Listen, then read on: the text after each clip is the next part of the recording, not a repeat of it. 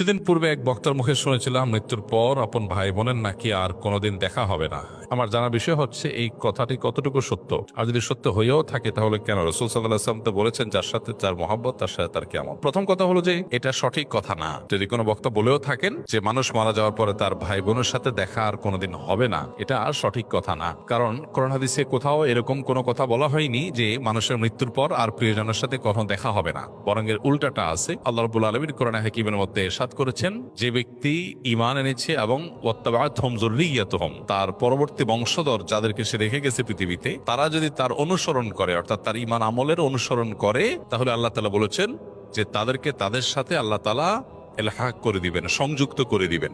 অতএব এই আয়াত বরং পরিষ্কার বলছে যে কোনো মানুষের মৃত্যুর পর তার আত্মীয় স্বজন বা যাদেরকে তিনি রেখে মৃত্যুবরণ করলেন, সে মানুষগুলো প্রিয়জনরা যদি তার আদর্শ অনুসরণ করে, অর্থাৎ ঈমান আমলের চর্চার মধ্যে থাকে, তাহলে তাদের সাথে কিয়ামতে বা আখিরাতে আল্লাহ রাব্বুল আলামিন তাদের সাথে সাক্ষাৎ এবং একসাথে থাকার সুযোগ আল্লাহ তাআলা দান করবেন। এটা এখান থেকে পরিষ্কারভাবে বোঝা যায়।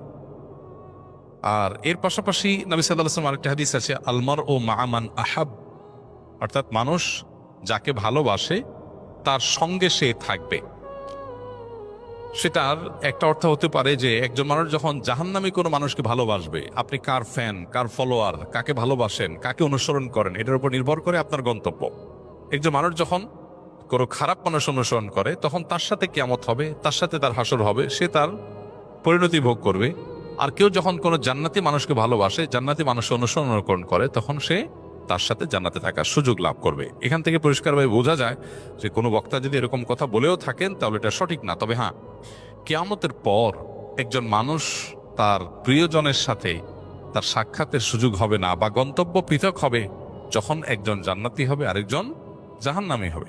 এখন প্রশ্ন হলো যে আমার ভাই, আমার মা, আমার বাবা, আমার সন্তান কেউ যদি বেঈমান হয় আর সে যদি জাহান্নামী হয়, আর আমি যদি জান্নাতি হই, তো জান্নাতে তো আমার সুখ হবে না, আমার তো মনে কষ্ট থাকবে যে আমার প্রিয়জন জাহান্নামে।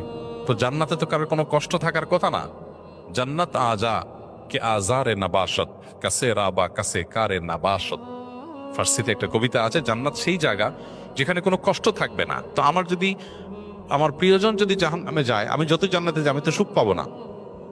তাহলে আল্লাহ তাআলা আমাকে কিভাবে সুখী করবেন? উত্তর হলো, আল্লাহ রাব্বুল আলামিন আমাদেরকে জান্নাতে যখন নিবেন, বা আখিরাতের মারহালা বা স্তরগুলো যখন, লেয়ারগুলো যখন আমরা পার হব, আমরা দুনিয়ার মতো করে সেগুলোকে চিন্তা করি। সাধারণত এখানে যেরকম আমরা একে অন্যকে ফিল করি, মিস করি, আল্লাহ তাআলা সেখানকার পরিবেশ পরিস্থিতি, আমাদের মানসিক অবস্থা, সব কিছুকে আখিরাতের জন্য অনুকূল করে দিবেন।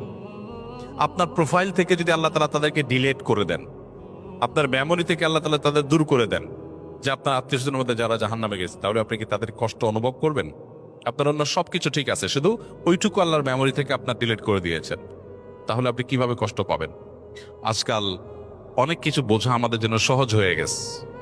দেখুন, যখন তথ্য প্রযুক্তি, জ্ঞান বিজ্ঞানের এই প্রসার ঘটে নাই, তখন কোরআন এবং হাদিসের এই আয়াতগুলো, এই নির্দেশগুলো, এগুলো বোঝাটা অনেক কঠিন ছিল।